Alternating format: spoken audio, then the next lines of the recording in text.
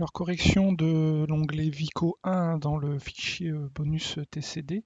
Donc on est toujours sur l'enquête Vico dont on avait parlé dans un des exercices précédents, où on a un peu plus de 16 000 personnes qui ont répondu à plein de questions sur leurs conditions de vie lors du premier confinement qui a eu lieu dans l'année 2020.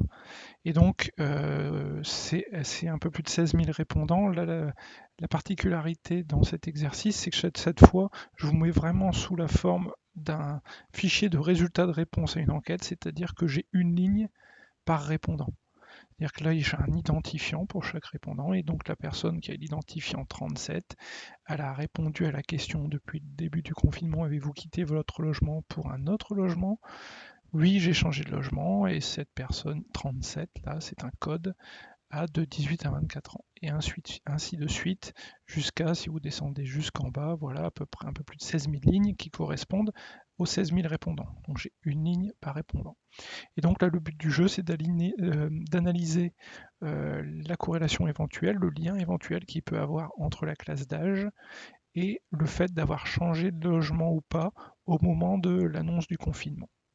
Donc on va passer par un tableau croisé dynamique pour synthétiser l'information que j'ai dans ces 16 000 lignes et pouvoir voir s'il y a un lien entre ces deux variables. Donc je clique dans le tableau, je fais insertion, tableau croisé dynamique. Alors la variable ID, qui est donc ici l'identifiant donné à chaque répondant, je vais la prendre et je vais la mettre en zone valeur. Alors vous avez vu, cette variable ID, elle est numérique. Sauf que, comme c'est une variable numérique, automatiquement il en fait la somme.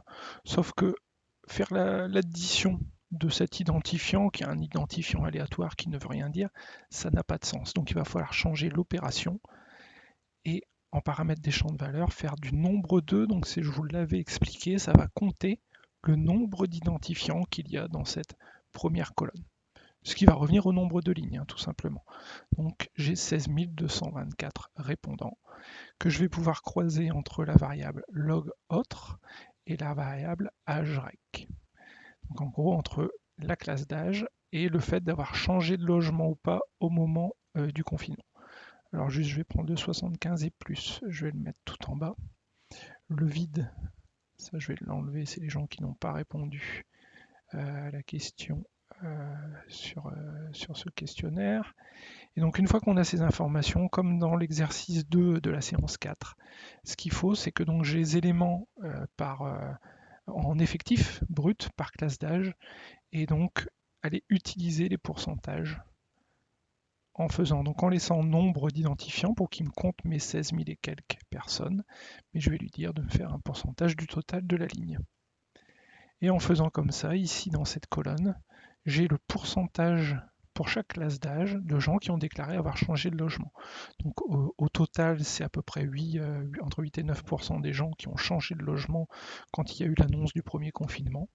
Et ce qu'on peut remarquer quand on fait une analyse, c'est qu'en fait, ce phénomène a été très marqué chez les jeunes qui ont beaucoup changé de logement.